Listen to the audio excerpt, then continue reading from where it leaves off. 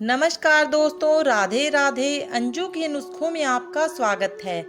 आज के इस वीडियो में मैं आपको दुबड़ी आठे के व्रत के बारे में बताऊंगी कि दुबड़ी आठे क्या है, इसका व्रत कैसे किया जाता है, वह इसकी कथा बताऊंगी। तो चलिए वीडियो को शुरू करने से पहले अगर आपने हमारे चैनल को अभी तक सब्सक्राइब नहीं किया तो कर लें। सामने बने बेल आइकन को प्रेस करें ताकि आने वाली वीडियो की नोटिफिकेशन सबसे पहले आप तक पहुंचे। भादव मास की शुक्ल पक्ष की अष्टमी को दुबड़ी आठे होती है। पहले दिन रात्रि को चने मोट भिगो दें और अगले दिन सुबह के लिए थोड़ा सा खाना बनाकर भी रख लें। अष्टमी के दिन सवेरे पीली मिट्टी भिगो देते हैं। इसकी पूजा भी औग द्वादश की तरह पटरा बनाकर ही की जाती है। औग द्वादश के समान ही थाली में सामान सजा लेते हैं। पटरे पर गौ बछड़े की जगह 7 बेटे 7 बहू और 5 या 7 कुल्हियां व झाड़ू की सींक का दरवाजा बना लेते हैं। चने मोट छीलते हुए पहले कहानी कह सुन लेते हैं, फिर लोटे का दूध मिला जल सूरज को देकर व अलग पानी लेकर चने मोट लड्डू फल का बायना मिनस कर सासू जी को देते हैं। पानी गमले में डाल देते हैं। जिस घर में लड़की की शादी हो उस वर्ष उद्यापन करते हैं। पहले दिन लड़की मायके में आ जाती है और वह अपनी माँ का विशेष बायना, साथ में अपना बायना मिठाई लेकर ससुराल वापस जाती है।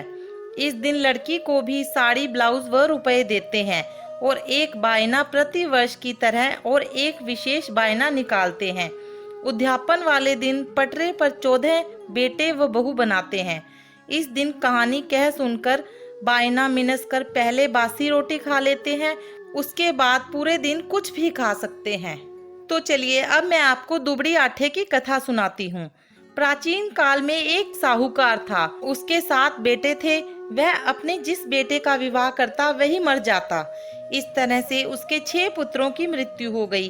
केवल सबसे छोटा पुत्र शेष रह गया। इससे साहूकार बड़ा दुखी हुआ।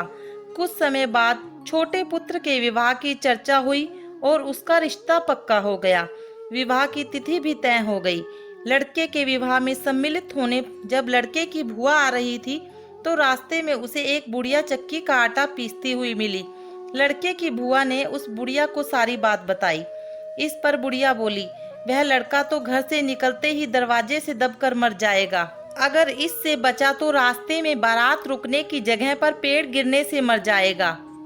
अगर यहाँ भी बच गया तो ससुराल में दरवाजा गिरने से मर जाएगा। अगर यहाँ से भी बच गया तो विवाह मंडप में सर्प काटने से मर जाएगा। यह सुनकर लड़के की बुआ बोली, हे माता, यदि बचने का कोई उपाय हो तो बताओ। बुढ़िया बोली, बचने का उपाय तो है पर कठिन है। इस पर बुआ बोली, आप बताएंगी तो उपाय किया ही जाएगा, आगे ईश्वर की इच्छा, पर प्रयास तो करना ही चाहिए। बुढ़िया बोली, जब लड़के की बारात विदा हो तो उसे पीठ पीछे दीवार फोड़कर निकालना। किसी वृक्ष के नीचे बारात को न रुकने देना। ससुराल में भी पीछे से दरवाजे फुड़वा कर जयमाला करवाना। फेरों के समय एक कटोरे में दूध रख लेना। एक तांत का फांसा बनाकर रख लेना। जब सांप आकर दूध पी ले तो उसे फांसे में फंसाकर बांध लेना। इसके बाद सर्पनी आएगी, वह सांप को छोड़ने के लिए कहेगी। तब उससे अपने मृत 6 भतीजों को मांगना। वह पहले 6 मरे हुए तुम्हारे भतीजों को जीवित कर देगी। इस बात को किसी से न कहना, क्योंकि ऐसा करने से कहने व सुनने वाले दोनों की मृत्यु हो जाएगी। इससे लड़का भी नहीं बचेगा, वह भी मर जाएगा। सारी बातें बताकर बुढ़िया ने अपना नाम दुबड़ी बताया और चली गई। सारी बातें सुनकर लड़के की बुआ घर आई। जब बारात जाने लगी तो लड़के की बुआ रास्ता रोककर खड़ी हो गई और बोली, मेरे भतीजे को दीवार फोड़कर पीछे से निकालो। ऐसा ही किया गया। लड़का सकुशल निकल आया।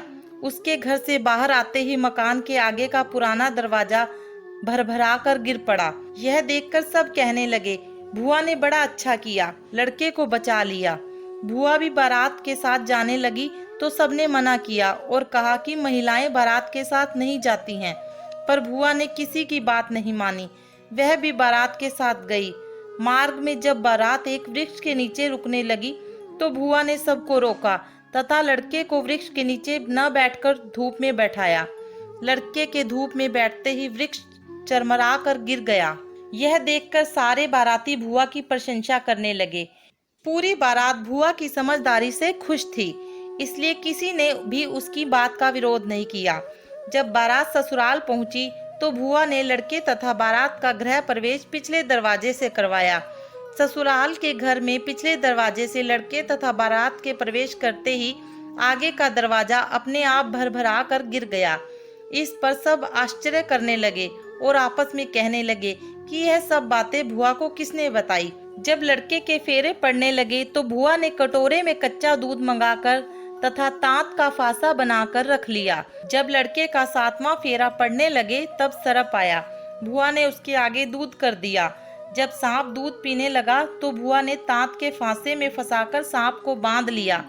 इस पर सर्पनी ने उसके भतीजे जीवित कर दिए और सरप को अपने साथ लेकर चली गई। इस प्रकार साहूकार के 7 पुत्र जीवित हो गए। बारात सकुशल घर वापिस आ गई। साहूकार के मृत बेटों को जीवित करने वाली उस अज्ञात दुबड़ी नाम की वृद्धा का नाम दुबड़ी आठे पड़ गया। हे दुबड़ी माता, जैसे तुमने साहूकार की बहन के 7 भतीजे लौटाए, ऐसे ही सबकी रक्षा करना। तो चलिए अब दुबड़ी आठे की कथा के साथ विधायक जी की कहानी सुनते हैं। एक बुढ़िया माई रोज मिट्टी के गणेश जी की पूजा करती थी। बेचारी बुढ़िया के बनाए गणेश जी रोज गल जाते। उसके घर के सामने एक सेठ जी का मकान बन रहा था। बुढ़िया माई सेठ जी के मकान पर जाकर राजगीर से बोली, भाई मेरे मिट्टी के बनाए गणेश जी रोज गल जाते हैं, आप मेरी पूजा के लिए पत्थर से एक गणेश जी बना दो, आपकी बड़ी कृपा होगी। राजगीर बोला, माई जितनी देर में तुम्हारे लिए गणेश जी बनाएंगे उतनी देर में तो सेठ जी की दीवार पूरी करेंगे। बुढ़िया यह सुनकर दुखी मन से अपने घर वापस आ गई। दीवार पूरी करते करते शाम हो गई, परंतु दीवार बनने से पहले ही टेढ़ी हो जाए।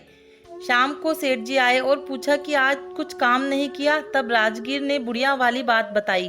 तब सेठ जी ने बुढ़िया माई से जाकर कहा, माई तुम हमारी दीवार सीधी कर दो तो हम तुम्हें सोने के गणेश जी बनवा देंगे। गणेश जी ने यह सुनते ही सेठ जी की दीवार सीधी कर दी। सेठ जी ने बुढ़िया माई को पूजा के लिए सोने के गणेश जी बनाकर दे दिए। गणेश जी को पाकर बुढ़िया माई बहुत प्रसन्न हुई। हे विधायक जी महाराज, जैसे सेठ जी की दीवार सीधी करी वैसे ही कहते सुनते और हमारे सभी कार्य सीधे करना। तो आज मैंने आपको अपनी इस वीडियो में दुबड़ी आठे की विस्तार पूर्वक पूरी कथा सुनाई। आशा करती हूँ कि आपको ये वीडियो जरूर पसंद आई होगी। वीडियो को सुनने के बाद लाइक व शेयर करना न भूलें। आज के लिए इतना ही। राधे राधे।